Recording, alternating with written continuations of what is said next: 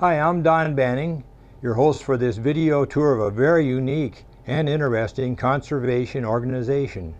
To be exact, it's the Giant Goose Conservation Education Workshop, and we're located just a little ways from Atkinson, Illinois on Route 6. And we invite various types of groups and organizations to come and visit us, whether it be a church group, civic group, scout group, whatever. We have a strong emphasis on family involvement. And come on out here, folks, see what we're all about, and perhaps you may want to end up joining us.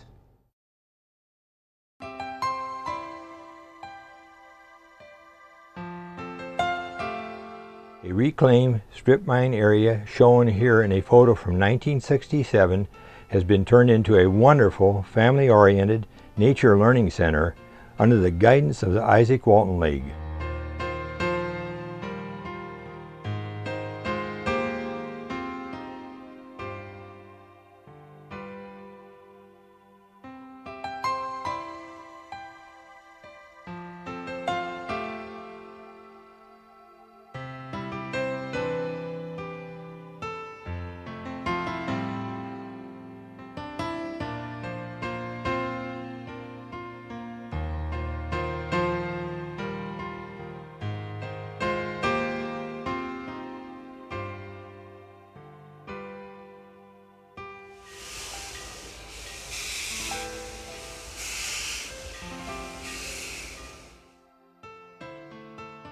After strip miners abandoned the area in the 50s, which was legal to do back then, Peabody Coal Company thought about reclaiming the land, and the idea of a nature refuge was suggested.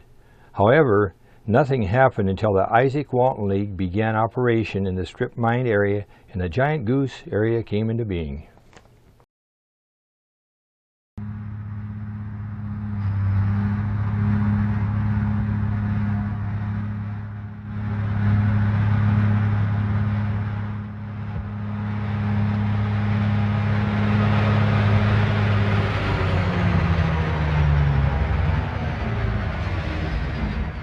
In the beginning, the spoil banks that were left between the lakes were leveled off with a bulldozer, and an entrance road formed to allow people to use the space for fishing, camping, bird watching, and now archery, and also teaching our young people about nature and how to protect it. The Izaak Walton League began by renting the land in 1965, and later they purchased 262 acres. Around this time, they learned that the giant Canada goose, believed to be long extinct, had been rediscovered in Rochester, Minnesota. A pair of the giant Canada geese from Minnesota's Fish and Wildlife Service were brought here.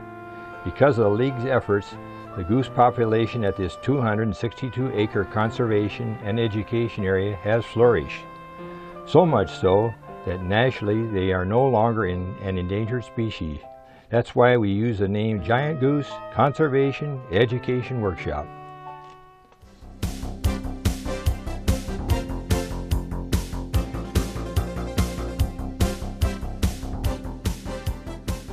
Here at Giant Goose, our official name is the Giant Goose Conservation Education Workshop. We're all about education, and our mission is to teach. We have schools that visit us every year, and they come and they can enjoy studies on microscopes, they can take trail walks, they can fish, and we also talk about nature and nature and etc. And they can study this outside here at Giant Goose.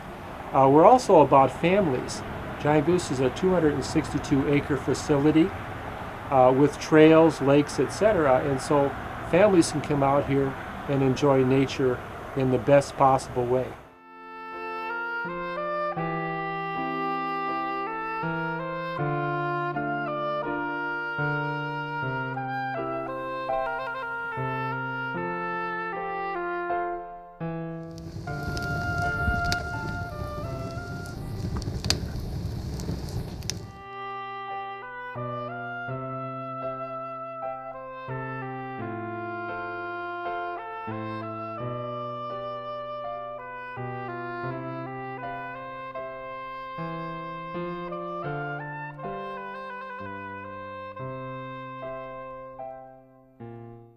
This Giant Goose is also celebrating their 50th anniversary this year, which is why we're making this tape. So let's make this 50th year the best year ever.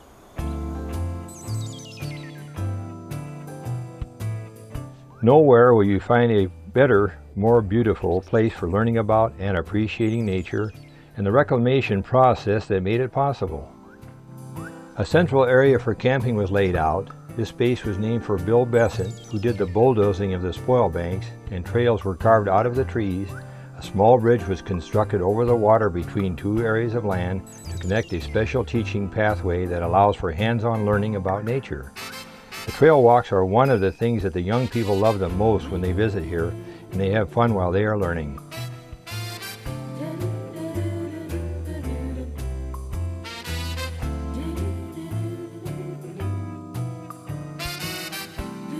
There are roads, paths, and trails all around the lakes so you can easily and safely explore.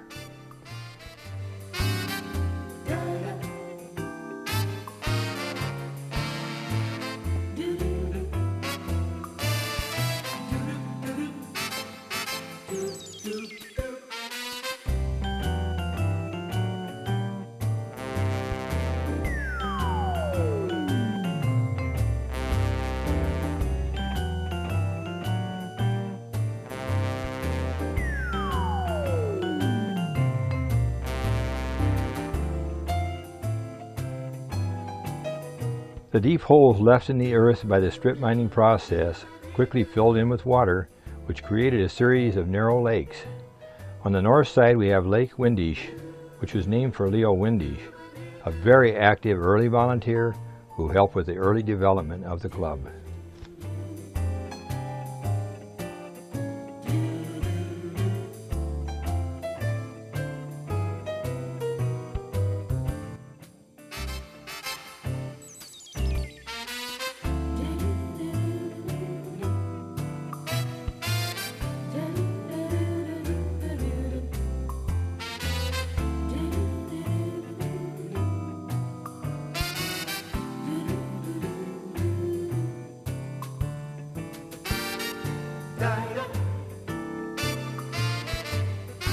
On the south side we have Swan Lake, also named for an important volunteer.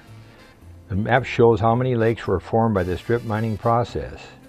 The dashed lines on the map show the marked trails for everyone to explore. There are color-coded signs to help you along the way. And here is Swan Lake.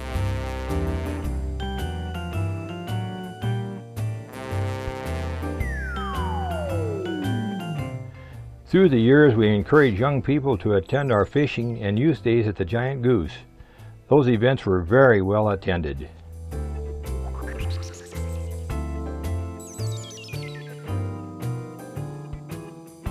In 1992, Ted Larmer took over as the education director and laid out some great ideas for teaching the young people. Because of his leadership in the education program, the main lodge building has been named for him.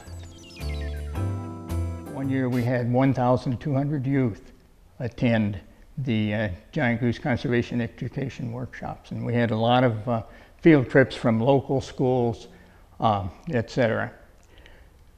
Giant Goose was recognized as one of the most outstanding education facilities in the nation by the Izaak Walton League in 1997.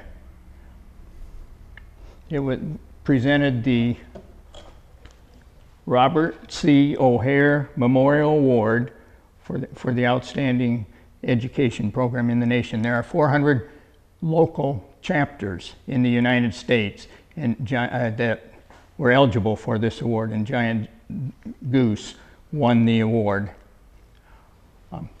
The education program consisted of teaching conservation, teaching reclamation of the wasteland that the coal mine left behind when it moved out of the area. The education program also dealt with fishing safely and responsibly, how to do that. We also taught the geology, and this is one of the most unique places in the Midwest where the geology of the last 300 million years can be studied. The coal mine, to get at the 3-foot vein of coal, had to take off 40 feet of overlying rock, which was primarily shale and limestone. And the interesting thing about this, in the limestone were fossil brachiopods, and these are a shellfish that lived 300 million years ago during the Pennsylvanian geologic period. And they show that this area where we are at today, and also this part of Illinois, was a shallow sea, marine sea, saltwater sea. It had to be based on the fossils that we find in the rock. Since the club's beginning, there have been numerous presidents over the years, and each one of them has made significant contributions. But one gentleman in particular that I had the privilege of working with out here when I was more active with the club is a fellow by the name of Jerry Krause. And Jerry served for a little over 6 years. He did a great job. And one thing that's really interesting is the fact that Jerry is still working, even though he isn't in the role of president. He's out here as a caretaker. And a lot of good things happened under Jerry's term in office. So this time I'd like Jerry to come on and in his own words can tell us some of his recollections too. Jerry? Okay, in 1995 I took over president after Tom Hocking, and Tom was instrumental in getting the new well put in, because we needed water out here. And at that time my son was in the Seabees, and I found out that they did work for nonprofit organizations. So I had him bring his commander out, and they said, sure, we'd be glad to build you bathroom facilities. And they suggested building them out of brick because they wanted to teach some of their guys bricklaying. So in 1999, we raised enough funds, and we had the bathrooms added to the lodge here. And the following year, we come up with some more money, and the CBs came back and built our large shelter that we've got. The other one was getting pretty old and was getting dilapidated. And so we tore it down, and the CBs come in and built the shelter. And they also built a small shelter up in front. And they, some of our members come along that were construction workers, did the cement work for us, and that's how most of our work got done out here, was through volunteers, members that knew somebody. We was able to save a lot of money and get a lot of work done over the years. The latest addition we've had is the Whitetails Unlimited come in with a $2,000 donation to help us with an archery range. And our current president, Jason Larmer, he took that project on, and we're just coming to completion on it. So that's another project that we've got for the youth today, can come out, learn archery. We're in the process of buying a bunch of bows and stuff we need for that, and it's within the next month or two, it's going to be ready for use. Hey, good morning. My name's Terry Brock.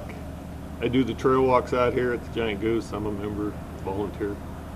We got a group of kids coming in here from Geneseo today, and so we'll be out looking out of doors at trees and flowers and collect some bugs. What I like to do in trail walks is to first give them a safety overview of kind of things we don't want them to touch. There's some poisonous plants, there's ticks out here, there's bugs, there's all kinds of stuff. So we talk about those to start off, and then give them an idea of kind of what kind of things we look at for birds. We're looking for ID trees, flowers, prints in the ground for the animals. Try to basically get them to look, and we look for small things, we look for big things. We try to make them have fun out of doors. There's not enough of that, I don't think, anymore. We try to get them to appreciate the outdoors. So that's kind of the basis what we're trying, and I see now the buses are coming, so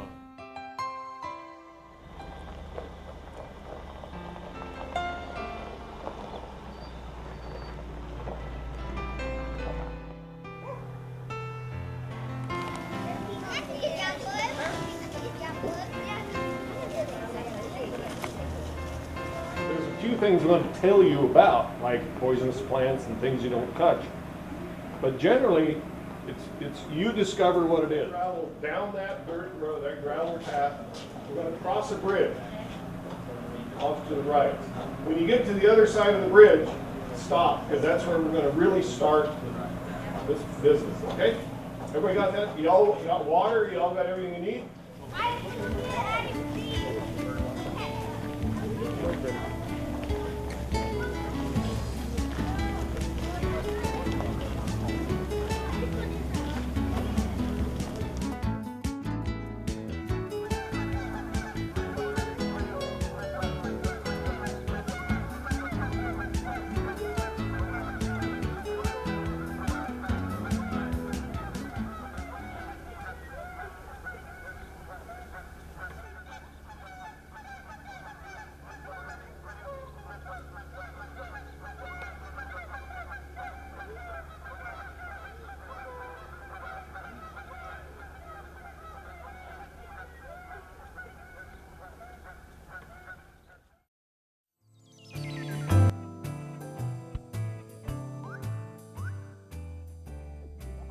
Good time on your field trip out to the lake? Did you find some cool things?